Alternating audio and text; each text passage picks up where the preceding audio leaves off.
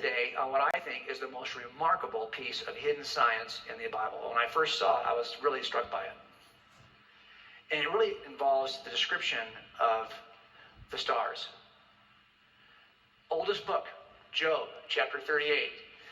I wrote it in a form that King James I thought sounded ancient. Canst thou bind the sweet influence of Pleiades, or loose the bands of Orion? Canst thou bring forth Mazzaroth in his season? Or canst thou guide Arcturus with his sons? Doesn't it just sound ancient when you hear it in King James? Well, what is he describing there? He's describing a series of constellations in the nighttime sky. And if you remember, Job was sometimes pushing back on God a little bit, kind of like mad about how things worked out, right? And so what does God do when he talks to Job? He's constantly saying, who do you think you are? Are you God? No, remember, I'm God. And then Job finally gets it. Yeah, he figures it out. He's not God. So what you have here is God scolding Job repeatedly and using the constellations as a way to scold Job. So let's go back to it for a second. I think he does accurately describe the nature of these constellations, but I want to show it to you because if you didn't really know the constellations well, you may not even see it. Pleiades, Orion, and Arcturus. Let's just take a look at the first one more time. Here it is. And let's separate out some pieces that we're going to talk about individually.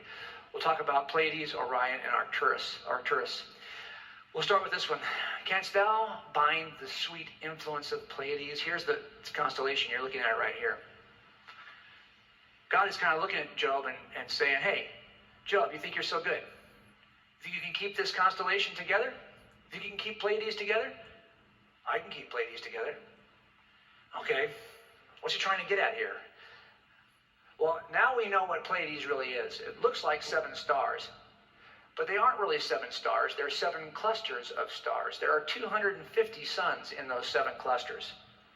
But they look like one star because they're so tightly clustered together. And it turns out, they're all moving in the same direction.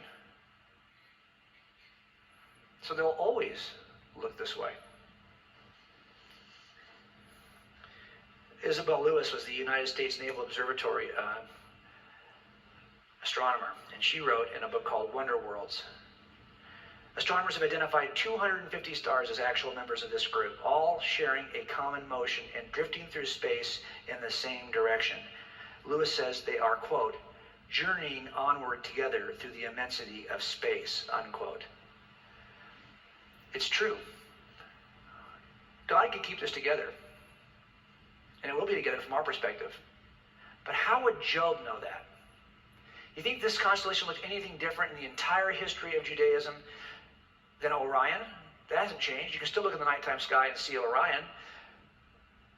How would Job know that this will stay together? This will stay together no matter what? Maybe it's just coincidence. Lucky guess. Let's take a look at some of the other features of this verse. Bands of Orion.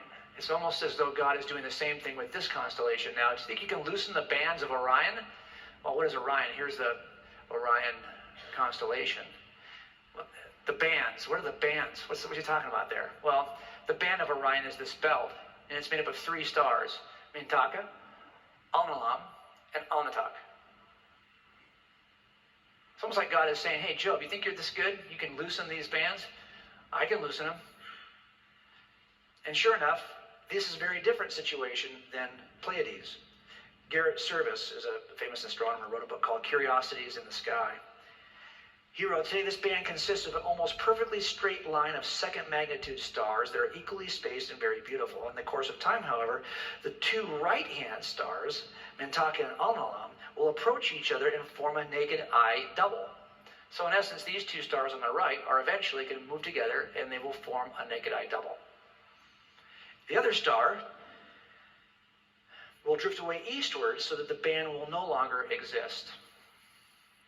Unlike Pleiades, from Job's perspective, God can loosen this band. But how would Job know? Let's go to one more constellation in the 3. We still can't figure out what he's talking about with Mazzaroth. Lots of estimates on that, but to be sure, I'm just going to leave it out. We'll go to Arcturus. No one's identified what constellation he's talking about there. What about Arcturus, though? Can you guide Arcturus with the suns? Do you think you can guide Arcturus anywhere you want? You think Arcturus can be guided at all? Well, you can't do it, Job. Only I can do that. What's he talking about here? Let me read to you about a little bit about Arcturus. Garrett Serviss again wrote that Arcturus is one of the greatest suns in the universe, is a runaway star whose speed of flight is about 257 miles per second. It is massive. So massive, in fact, it's positioned right there in that unusual position there in the constellation. And it happens to be so massive that it is not affected by other gravitational objects. It's like a bull in a china shop. It goes wherever it wants to go. And it's huge and it's fast. It's traveling a lot faster than, say, our sun. This is a fast, heavy star that Charles Buckhalter of the Chabot Observatory, he wrote a book called Wonder Worlds. He says Arcturus' high velocity places that in a very small class of stars that apparently are a law unto themselves. So when this passage of Job was written to this expert, and he was asked to comment on it, it took him back. And he spent some time studying it, and Pleiades and Arcturus, to see what in the world, how could this be so coincidental? This is what he wrote when he got done. This is Mr. Burkhalter. The study of the book of Job, in its comparison with the latest scientific discoveries, has brought me to the matured conviction that the Bible is an inspired book and was written by the one who made the stars.